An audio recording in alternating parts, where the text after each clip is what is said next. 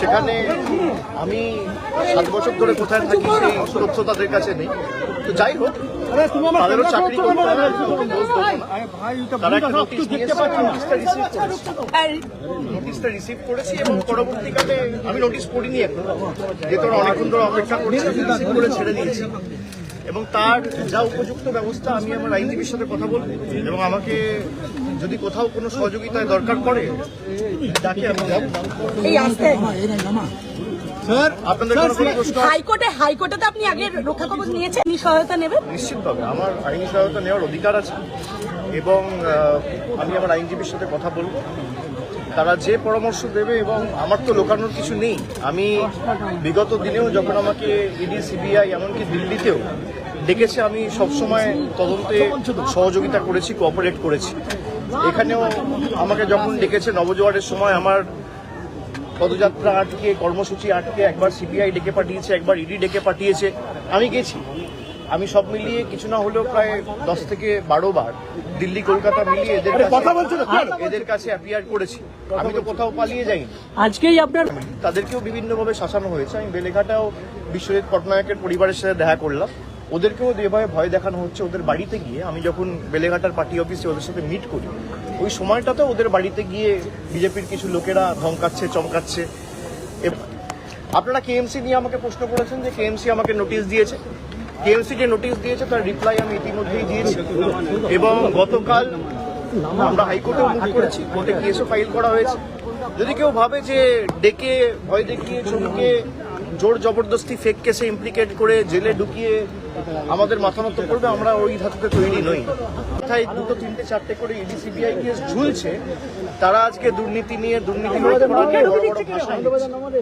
যারা তৃণমূলকে চোর বলে, বাংলায় স্বাধীনতার পর প্রফুল্ল সেন, প্রফুল্ল ঘোষ, অজয় মুখোপাধ্যায়, সিদ্ধার্থ শঙ্কর রায়, পরবর্তীকালে সিপিএম জমানায় জ্যোতি বসু, বুদ্ধ ভট্টাচার্য, পরিবর্তনের পালাবদলের পর মমতা ব্যানার্জি সহ কোনো মুখ্যমন্ত্রীকে দোকান কাটার মতো টিভির ক্যামেরার সামনে হাত বার করে টাকা নিতে দেখা যায়।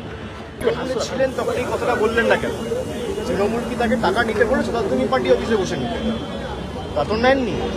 যখন তাকে ইডি, সিবিআই ডেকেছিল 2018 উনি যখন নারদ কাণ্ডের তদন্ত চলছিল, তখন তো তিনি বলেননি। আজকে বিজেপি গিয়ে বলছেন, দাঁড়ানা বলছেন তো। Sir CID officials came in your house sir, क्या बात हुआ सर उनसे? सर हिंदी में उनको एक नोटिस देना था, वो नोटिस मुझे खुद रिसीव करना था, इसलिए वेट कर रहे थे। वो दूसरा जगह गलती से चले गए थे, उनको पता नहीं है मैं कहाँ रहता हूँ। तो मैंने आप लोगों के द्वारा ये बोला कि किसी को अगर नोटिस देना है तो मैं यहाँ हूँ, वो आ जाए और नोटिस दे। দিল্লির কাছে মাথা নত করার আগে আমাদের মৃত্যু ভালো।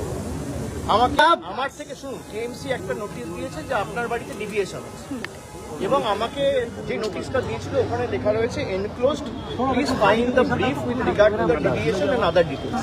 কিন্তু কোন রকম কোনো ব্রিফ বা কোনো ডিটেলস আমাকে জমা দেওয়া হয়।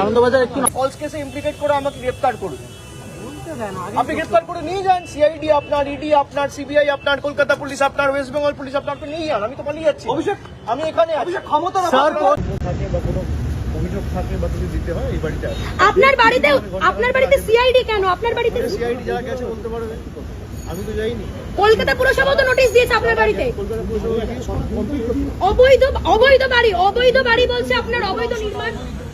কলকাতা পুরসভা নোটিশ যারা দিয়েছে কর্তব্য যাচাই করে যারা এই খবরগুলো সিলেক্টিভ মিডিয়াকে লিক করছে, একটা নোটিশটা দিয়ে চলে গেলাম যে এই অংশটা অবৈধ, আমি তো বলতে হবে। আমার কাছে ভিডিও রয়েছে, তারা নোটিশে লিখেছে যে enclose please find brief of deviation. সেখানে আমার ডিভিয়েশনের কোন অংশটায় ডিভিয়েশন রয়েছে, কি ব্রিফ রয়েছে, তার অ্যাটাচমেন্টটা কোথায়, সেটা তো দেয়নি। আমি এ নিয়ে মামলাও করব, আমার অধিকার রয়েছে, বিচার ব্যবস্থার দ্বারস্থ হব এবং যা লিখিতভাবে আমার যা রিপ্লাই ছিল আমি দিয়েছি, জানিয়েছি। বাকি সিআইডি টিম কেন এসছে, কেএমসি কেন এসছে, কি নোটিশ দিয়ে যারা দিয়েছে তারা বলতে পারবে। আনন্দবাজার দর্শনের পর্দায়